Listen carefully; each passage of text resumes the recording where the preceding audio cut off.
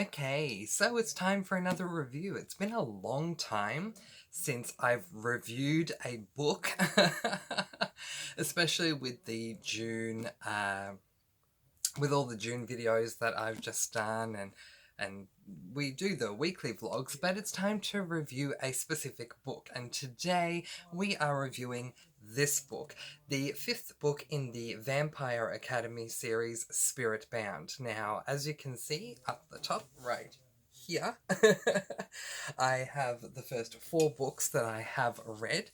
This is the penultimate Vampire Academy book. I have one more to go, and I will be reading the last one, book 6, at the end of this month. So, if you have not seen my reviews before, I split them up into two sections, a spoiler-free and a spoiler section. My spoiler-free section won't be too long because I just want to get into the spoiler side of things with this, but I will say that my journey with this series has been very mixed. So I ended up giving book 1 3 stars, book 2 I gave 3 stars, book 3 I gave 5 stars, book 4 I gave 3 stars, but I really probably could have given it 2 stars, but I just felt 3 stars was probably the best rating that I could give it. So I went into this book off of book 4 really anxious and not hopeful at all because, yeah, I felt very let down by book 4. After book 3 was such a really intriguing read, it was a real disappointment to read book 4. You guys, book 5 was so good. And I have to thank the author Rochelle Mead for really just bouncing back in such a good way with this book that I cannot wait to read book 6. And I will be reading it at the end of the month, but you guys, it took so much of my will and determination not to just say, you know, dash it all, I'm just going to read book 6 now, even though I have such a planned out TBR for the last couple of months. I not only plan the weeks, each week, the books I'm going to read, but I also have a daily planner of how many pages in that book I'm going to read each day, so I do not plan on picking up book 6 really until right at the end of the month. I think, if I remember correctly, it's actually the last book that I'm going to be reading this month. I'll just double check. I've got my little TBR schedule just below the camera here, so I'll just check. Yes, it is. It's the very last book of the month, so we've got a lot of books to get through before we get there, considering this is only the second book that I've read this month, and we're still only in week 1, so, but that's okay. Now, I thought long and hard last night, because I finished the book last night, about my spoiler-free section for this review and the 3 cons that I would give for this book, but I couldn't come up with any cons, which is saying so much because generally, and this is nothing against Rochelle Mead, it's just, it is what it is. Generally speaking, with the Vampire Academy books, it's pretty easy for me to find a con for any of the books, but I couldn't find a con at all for this one, so we're just going to jump into the spoiler-free section for the pros of this book. And my first pro for this book is the character arc, the continued, I should say, character arc of our protagonist. Now, for those of you who don't know, I will give you a very quick rundown of this series without giving away too many spoilers at all. This series, Vampire Academy, follows our protagonist Rose Hathaway, who is a dumpier, and that's what I'm going to call it. If you see my other reviews, you will see that I've said dumpier, dempire, demper, don't know how to say it. I believe the correct pronunciation is Dumpier. So, Rose is a Dumpier, and she goes to a school called Vampire Academy, naturally, where there are 2 types of beings that attend this school. The Dumpiers, as well as the Moroi. Now, the Moroi are vampires, but they are more than that. They are royal vampires. So, Yeah, so they attend this school, and aside from being royal vampires, every royal vampire has a magical ability that is connected to an element, either earth, air, fire, water, or spirit. The Dampierres are guardians in training. Basically, they're training to become bodyguards for a Moroi. So, yeah, that's basically the long and short of the premise of the series. And it's been an interesting ride. But Rose Hathaway, who is a Dampier, who has been training in this book, I don't want to give away too much, but I think I can say this. In this book, she has finally become a guardian. She graduated school right at the beginning of this book, so I don't think that's too much of a spoiler. So in this book, we're seeing her venturing out, being a guardian. She's now fully qualified, if you will. So my first pro is, once again, back to our protagonist. Her character arc has been amazing because in the first 4 books, she was a character with a lot of flaws, and there's nothing really wrong with that. It's just that by the time I got to the end of book 4, I was getting sick of her making all these terrible decisions that weren't really helping her to progress with where she was going. In this book, she made some really good decisions and she's come a very, very long way. So that is my first spoiler-free pro for this book. My second spoiler-free pro for this book is the plot itself. As I said, this book was so intriguing. It reminds me of book 3 in that I enjoyed myself from page 1 all the way through to the end, which, as I've already said, with books 1, 2, and 4, I did not have that. So that was a massive pro for me. It was the plot for the entire book was just so engaging and entertaining, and I didn't want to put it down. And as I said, once I finished it, I just wanted to pick up book 6. So that's my second spoiler-free pro. My third and final spoiler-free pro for this book. Oh my gosh, there's too many for me to come up with one. I'm gonna go with the writing style because I think this is something that's overlooked by a lot of booktubers when they're listing pros for books, but this is something that I always love to talk about with you guys. I think when it comes to any book with any genre that you're reading, if the writing style is an easy enough writing style to read, you can get lost in the book. But if the writing style is a very complicated, or as some might call it, a very flowery writing style with tons of similes and metaphors, and sometimes even with classical books, it's written in such a old-fashioned way, it can be really tough to get your head around what the author is trying to say, and you spend half of the reading experience trying to translate what it is they're trying to say before you can get back to the book and keep on reading. I mean, but not so with Rochelle Mead. Her writing style is a really easy writing style to read, and it makes for a much more engaging experience. So that is my third spoiler-free pro for this book. But I'm now going to jump into the spoilers because I have so much to say, and I did not think I would after book 4. I know I've said this a few times now, but it continues to amaze me how you can read a series and you can read a particular book in a series that really lets you down. And then you go into the next book thinking, oh goodness me, I mean, if this book is anything like the last one, it's going to be horrible. And authors can surprise you. So let's celebrate this by going into my spoiler section where I can gush about everything that I loved about this book. So if you're not joining me for the spoiler section, I completely understand, and I'm letting you go with peace, blessings, and so much love, and I'll see you in the next one. But if you are joining me for the spoiler section, let's head over there right now. Okay, spoiler time. Let's jump right in and talk all things Vampire Academy, book number 5, Spirit Bound.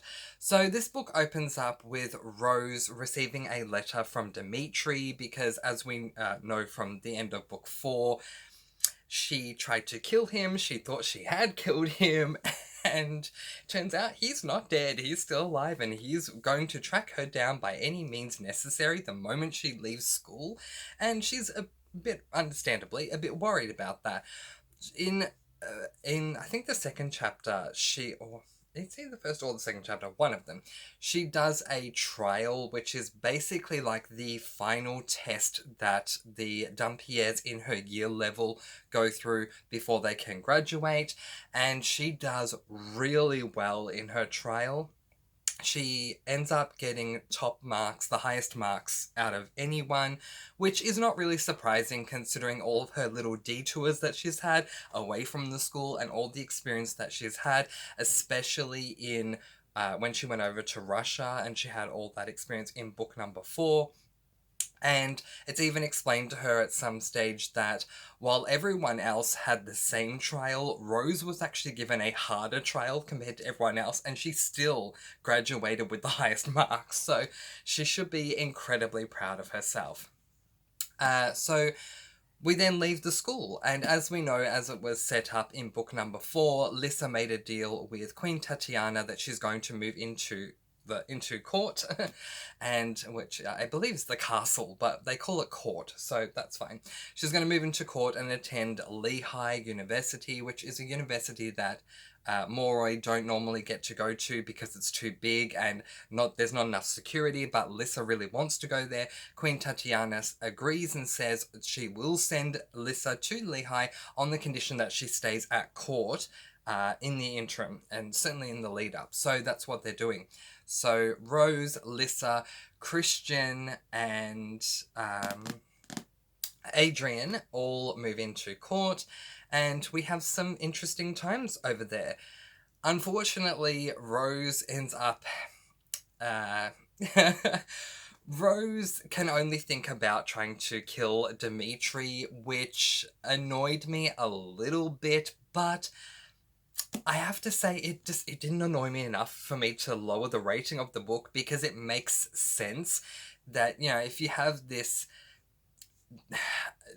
former Dampier who was arguably the best of the best that we've seen so far, turned Strigoi, turned bad guy, yeah, it makes sense that she's fearing him, and the only way she can deal with that is to actually kill him so that, you know, he won't be able to come near her again. So she's heard about Strigoi being able to turn back into Dampiers, and this is something that she's never seen, and none of her friends have ever seen this happen. In fact, the majority of the population of this world have never seen this happen. Once you turn Strigoi, it's a one-way turn, and you can never turn back. But there are myths and legends going around that they can turn back, but Rose doesn't know how this can happen. And then she recalls that name... Victor Dashkov. I had to think for a moment what his name was. Victor Dashkov has a brother, and she recalls that Victor may know how to turn Strigoi back into Dampiers, and Victor, as we know, is trapped in the vampire prison, or at least one of them. So she has a plan to break him out of prison on the condition that he can tell her how to turn Strigoi back into Dampiers. So she ends up taking Vasilisa with her this time, which I really appreciate, because it's like, finally, after everything that happened in book 4, I'm so glad that she finally takes Vasilisa with her. And she also takes Eddie, which is really good, because Eddie didn't have a lot of screen time at all in book 4, and I don't recall how much screen time he had in book 3, but Eddie was certainly prominent in the first 2 books. He is a fellow classmate. He is a fellow Dampier, and now a fellow Guardian, and he is very good at what he does. So I don't know how this comes about, but Rose ends up telling him that she's going to go off and do something, and he says to her, I'm coming. You know, no questions asked. I don't need to know what it is. I just know that if you're doing it, it's important, so I'm there. I honestly don't care. I'm coming with you. I'm going to help you. And I really appreciate his unwavering loyalty. So we get to the prison. There's obviously a few hiccups along the way, but eventually, thanks to Lissa's spirit-induced compulsion, we are able to eventually get Victor Dashkov out of prison. And then we go to a place... that is so random. We go to Las Vegas for some reason, but anyway. we go to Las Vegas, and Victor calls his brother because it's his brother who would know how to turn a Strigoi back into a Dhampir. And we meet Robert, and Robert does explain that the only way to turn a Strigoi back into a Dhampir is to infuse a silver stake with spirit. So a spirit user would have to charm the stake, which charms are something that Lissa has only just started working with. There are some things she can do, but she's not that good at it yet because she hasn't had a lot of time to do it. And we know this because of certain things that happen while they're doing the prison breakout of Victor Dashkov. Victor notices Rose pretty quickly, even though Vasilisa has given her an item of jewelry to make her look completely different, look like a human. So she can do certain things, but she's not, 100% proficient at it yet. She needs more time. But she can charm things. So when Lissa hears this, she gets extremely excited and she wants to go about charming a silver stake, but Rose never finds out about it.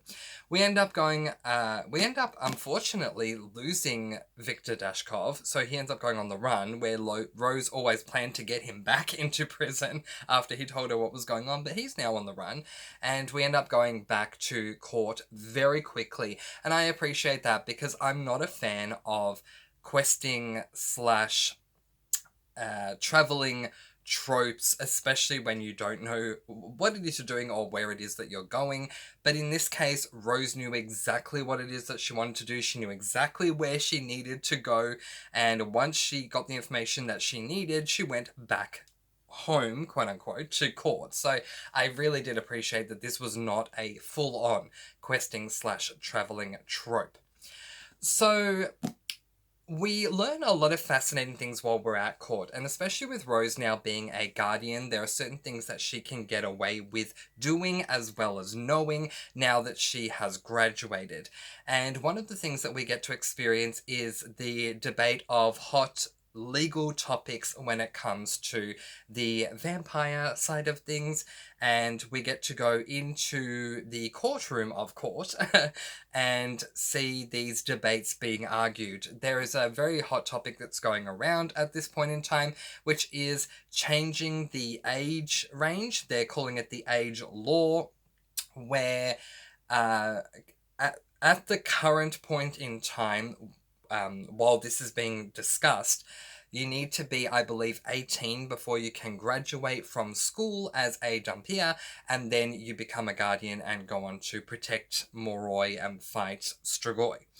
However, they are discussing in court this new age law which will make 16-year-olds have to be forced to graduate early and go out and become guardians. This is obviously something that is met with a ton of contention. There are a number of people who aren't in favor of this, Rose included.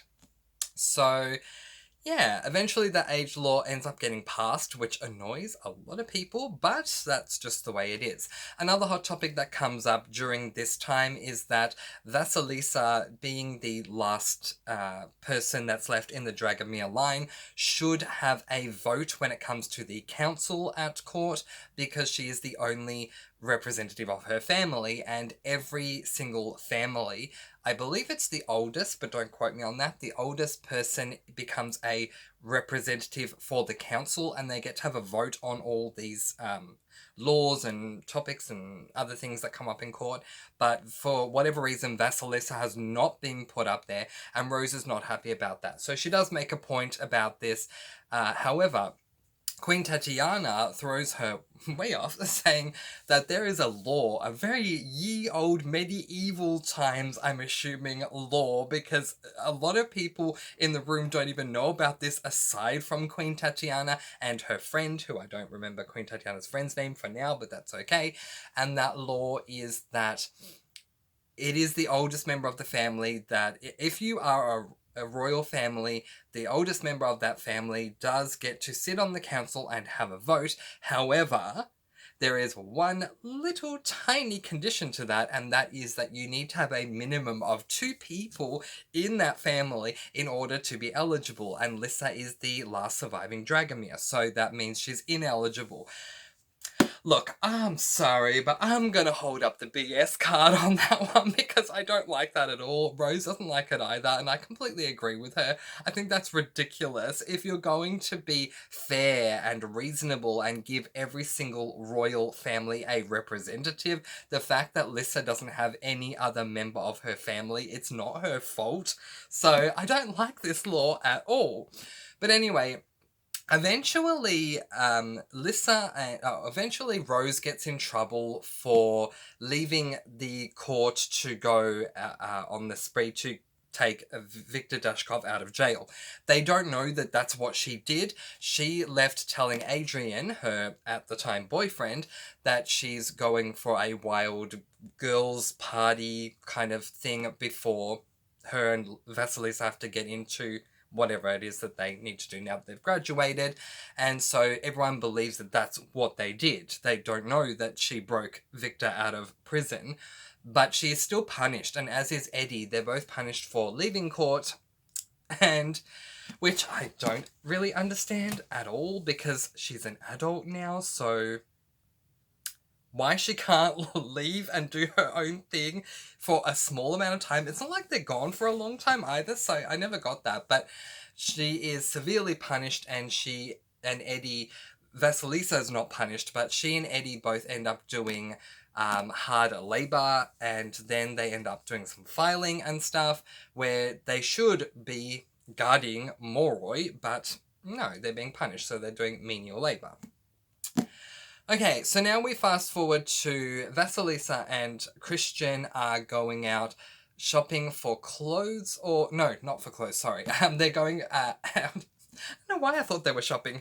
They're going to Lehigh to check it out, and while they're there, they are being guarded by some of the Queen's guards, and Lisa admits to Christian that she wants to learn how to fight Strigoi because, you know, she doesn't want to be... There is a school of thought among some of the Moroi that they should be fighting as well and not seen as these helpless vampires who need to be guarded all the time. Not everyone thinks this way, but there are some who do think this way, and Lissa is now thinking this way as well. So Christian offers to help her fight when one of the guardians who is... bodyguard to them at the hotel, Christian and Lissa, finds out about this. She offers to teach them herself so they can become quite proficient in all of this. We fast forward to a point where they've gone, I believe they've gone around the school, and they've now left the school, and the guardians, Lissa and Christian, are surrounded by Strigoi, including Dimitri. And Dimitri ends up holding... because the Strigoi end up winning the battle, which is not something that happens a lot that we get to see. There are times where this happens where we hear about it, where we either get to the scene of the crime after it has happened, or we just hear about it, you know, the whole tell rather than show. But in this particular... on this particular occasion, we do actually witness the Strigoi win a battle, which is pretty major, especially because Christian and Lissa are there, and because of Rose's bond, Rose can see what's happening, and Dimitri is one of those Strigoi. He ends up taking Christian and Lissa hostage, knowing that that is probably one of the only ways that Rose is going to come to him, so he can kill her. Of course, Rose jumps up and immediately wants to go after them, but this is typical Rose. She doesn't really take a lot of time to think about what she's doing. She just runs into things headfirst. But finally, her character arc, she has grown, and now she's running off to go and tell an adult guardian. I mean, she is an adult guardian, but a guardian that is much older than her, that's had a lot more experience, and they put a massive team together.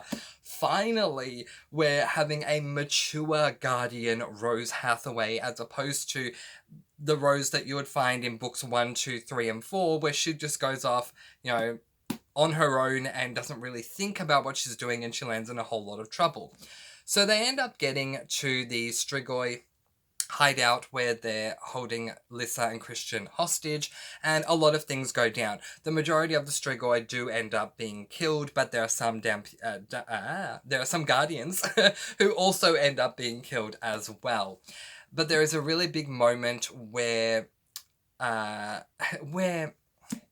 Christian traps Dimitri in a ring of fire, and then Lissa, she needs a few attempts to make it work, but eventually Lissa ends up staking Dimitri, which is a massive win. I will take a moment to appreciate that. That's a massive win for Lissa. I think that's the first. It is. It's the first ever Strigoi that she staked, and it's Dimitri. I mean, that's massive. And because Dimitri is trapped in a ring of fire, Lissa has to thrust her hand through the fire, so she's burning her hand while she's staking him. This is a lot for this mousy girl. She's come such a long way. So she does end up staking Dimitri, and Rose only realizes at the last second that Lissa's not only staking Dimitri, but she's staking him with a silver stake that she has infused with spirit. So, big white light comes bursting out of the cave, or in the cave, because they're in a cave, or they're in some area that's, yeah. Anyway, big white light. And the next thing you know, Dimitri is a guardian again. He's a Dumpier again. And that's pretty massive. Lissa ends up having maternal instincts with him, and even though he is older than her, she's acting like she's his mother. He really appreciates what she has done for him. They end up going back to court, but because no one's ever really seen this kind of thing happen before, no one aside from Christian, Lissa, and Rose really believes that Dimitri is a Dumpier again. They still think he's a Strigoi, so they lock him up. Eventually, people start coming around to seeing that he is a Dumpier, but there's never really an official acknowledgement that he is, even by the end of the book. Rose tries excuse me. Rose tries to talk to Dimitri quite a few times, but Dimitri doesn't want to talk to her. So, Rose being Rose finds a way to go and talk to him anyway, and he keeps telling her that he does not want to see her, he doesn't love her anymore, but she doesn't care, she still loves him, so she keeps trying to track him down. One day, Dimitri ends up in church because they're doing a trial to see if he is Dumpier or not, and one of the questions that he is asked while he is on trial is, would you be willing to go to church? Because a part of the law of this world is that Strigoi cannot survive being in a church, and Dimitri not only says yes, he actually goes as far to say, well, I'm happy to go back to going to Sunday services. It's what I always used to do. So Rose, that next Sunday, Rose is just under the impression that that's exactly what he'll do, so she goes to church, and she's right. He is there. He is sitting alone, but there are a ton of guardians that are surrounding him, giving him enough of a distance to be on his own, but surrounding him for the protection of everyone else. Rose decides to take a risk and sit next to him, and eventually they end up having a discussion where Dimitri breaks her heart by telling her that love can indeed be lost, and my love for you is no longer there. It's gone. I don't have it anymore. And he completely breaks her heart, so she runs out of the church crying.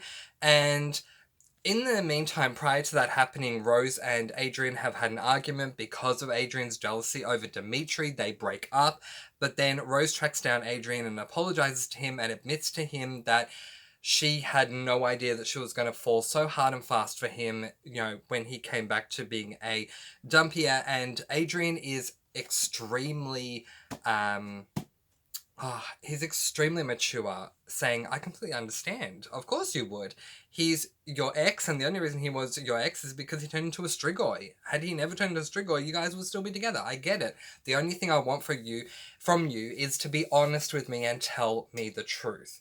If you can do that, we will be fine. So it seems that these two have gotten back together, and they nearly, they nearly end up having sex, but they don't for a reason, but we'll let that go. And then they spend the night together in Rose's room, sleeping in each other's arms. It's really beautiful. Rose is finally moving on from Dimitri. The following day, Rose wants to go back to the courtroom to see other things that are going on, but before she does, she wants to have some breakfast. So she leaves Adrian, who is sleeping. She writes him a note saying, I didn't want to wake you, but I'll see you in the courtroom, basically. Goes to a cafe that's at court, and has 2 eclairs and a coffee. She sees Dimitri, and finally she no longer cares about him. She sees an empty table on the other end of the room, and she goes to the empty table. He ends up going to her, but that's a whole nother issue. So he goes to her, and she's talking to him and other guardians about this age thing, and Dimitri's not happy about it. But the next thing we know, the Queen's guards end up storming the cafe and saying, you need to come with us. You can either come with us quietly or we can take you by force because we have permission to do that. And Rose doesn't understand why they're still treating Dimitri this way, because he has proven time and time again that he is not a Strigoi anymore. But they turn around and say to her, no, we're not after him. We're referring to you. So eventually Dimitri tries to fight the Queen's guards because he doesn't want Rose getting arrested, which, I mean, now that Rose is no longer interested, it seems Dimitri is, which is annoying me, but I'll let that go. Eventually, Rose does willingly go with them because she doesn't want Dimitri to scare anyone into continuing to think that he is a Strigoi. So she goes with them, but before she goes, she asks why they need to take her away. And they say to her, Guardian Hathaway, you are under arrest for the murder of Her Royal Majesty, the Queen Tatiana. So, 1, Queen Tatiana's dead, and 2, they're suspecting that Rose has killed her, which makes no sense at all. Rose ends up going to jail, and then she, at the court jail, and then they have a hearing, and Rose does not survive the hearing, and the case is now going to go to trial. Here's how the book ends. 2 very quick things. 1, Rose, once it's confirmed she's going to trial, she's going back to her jail cell, and as she's passing out of the courtroom, because there's a bank up of a lot of people, it takes a while for her to get out. Ambrose, who is the Queen's, there's no other way to say it, the Queen's prostitute, he ends up giving her a note, which is from the Queen herself, saying that Vasilisa actually has an illegitimate brother or sister out there, so there you go, that can get her onto the stand. And once they finally get out of the room, Rose starts talking to her attorney, which incidentally is her dad, and he says to her, she says to him, I don't want to be in jail for the rest of my life. You know that if you kill the Queen, you're going to be in jail for the rest of your life. And he says, no. No, you don't end up in jail. Those who are traitors to the royal family, they end up getting executed. And that is literally how the book ends. No, said Abe just before he turned away. They execute traitors. The end. I need to read book 6. Seriously. It was amazing. 5 stars. I loved it. I'm going to leave that there and let you guys go. Peace, blessings, and so much love. I post videos every Thursday and Sunday with reviews in between, and I'll speak to you again soon. Mwah. Happy reading. Bye.